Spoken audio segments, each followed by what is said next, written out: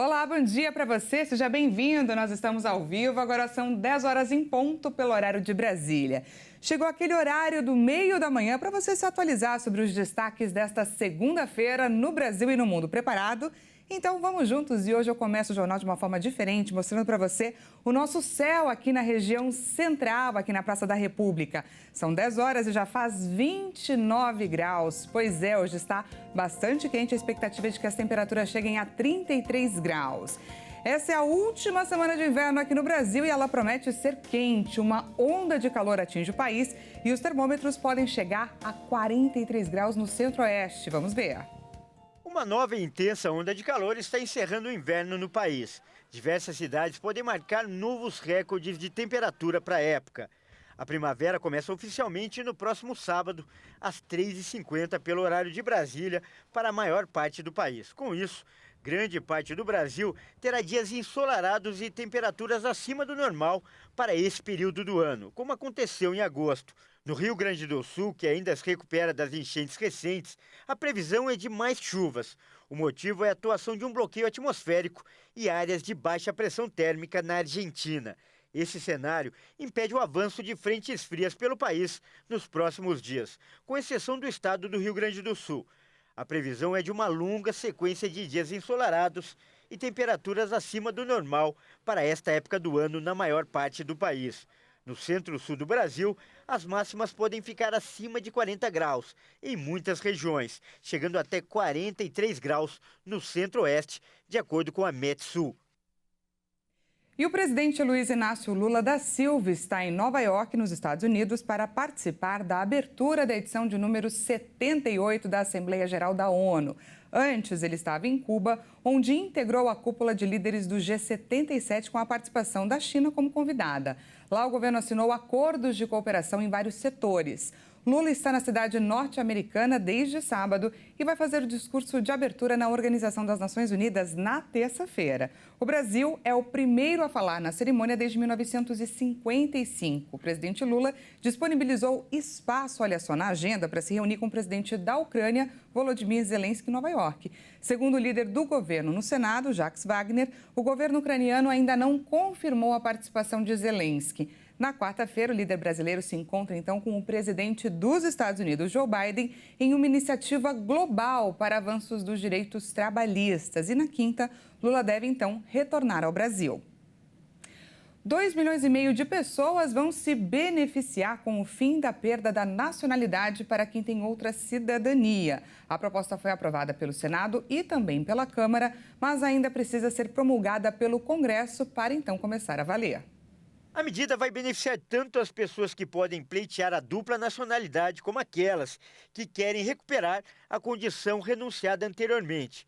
A proposta de emenda à Constituição, que acaba com a perda automática da cidadania brasileira de quem obtém outra nacionalidade por vontade própria, vai favorecer mais de 2,5 milhões de pessoas. Segundo a relatora da proposta, a deputada Bia Kicis, para mais de 4 milhões de brasileiros que moram fora do país, a perda da nacionalidade brasileira era uma consequência. Agora, com a aprovação da PEC, o brasileiro pode ter dupla nacionalidade, permanecendo brasileiro. A medida só não vale caso ele mesmo renuncie, ou em caso de fraude. Para que a PEC passe a valer, ainda é necessária a promulgação, o que é feito em uma sessão do Congresso pela mesa de ambas as casas. Um grupo de parlamentares já pressiona para que essa etapa seja feita o mais rápido possível. Atualmente, pede a nacionalidade o brasileiro que tiver cancelada a naturalização por sentença judicial em razão de atividade nociva ao interesse nacional, ou quem adquire outra nacionalidade, exceto nos casos de reconhecimento de nacionalidade originária pela lei estrangeira, como condição para a permanência em seu território. E a presidente da Comissão Europeia, Ursula von der Leyen, apresentou neste domingo um plano de emergência para ajudar a Itália a administrar a chegada recorde de imigrantes ao seu território. A primeira-ministra italiana, Giorgia Meloni, apontou que este não é só um gesto de solidariedade, mas sim de responsabilidade da Europa. Vamos ver. A presidente da Comissão Europeia, Ursula von der Leyen, visitou a ilha mediterrânea de Lampedusa, na Itália. Localizada a menos de 150 quilômetros da costa da Tunísia, a ilha é um ponto de chegada comum para migrantes do norte da África. Úrsula esteve acompanhada da primeira-ministra italiana, Giorgia Meloni. Elas visitaram um centro de acolhimento de imigrantes da pequena ilha saturada pelo desembarque de dezenas de milhares de pessoas nos últimos dias. É muito importante para mim porque a migração irregular é um desafio europeu e precisa de uma resposta europeia. Estamos juntos nisso.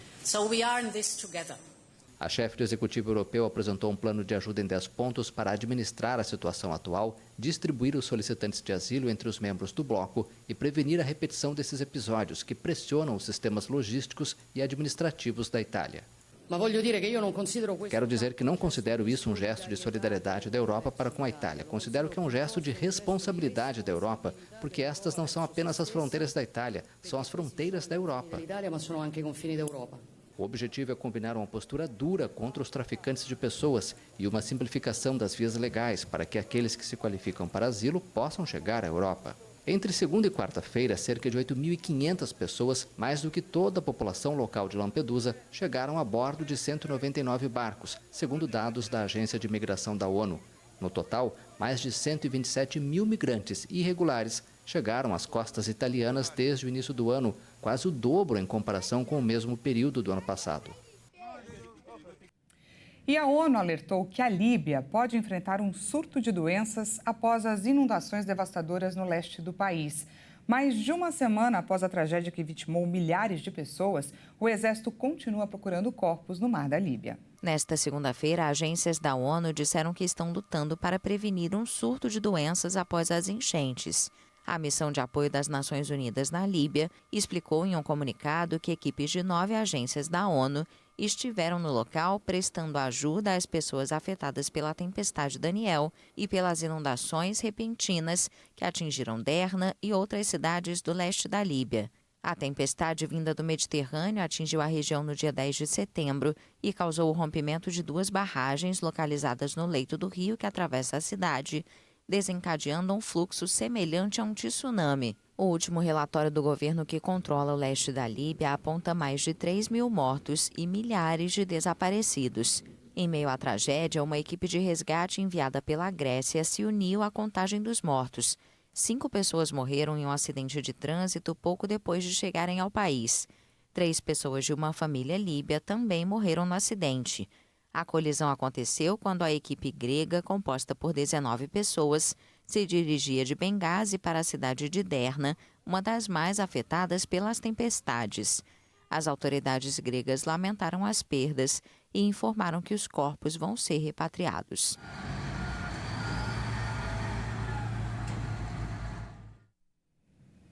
Essa edição fica por aqui. Muito obrigada pela sua companhia. E como a notícia não para aqui na Hit, daqui a pouco é o Kleber Werneck quem volta com mais informações para você às 11 horas, portanto não perca. Até mais.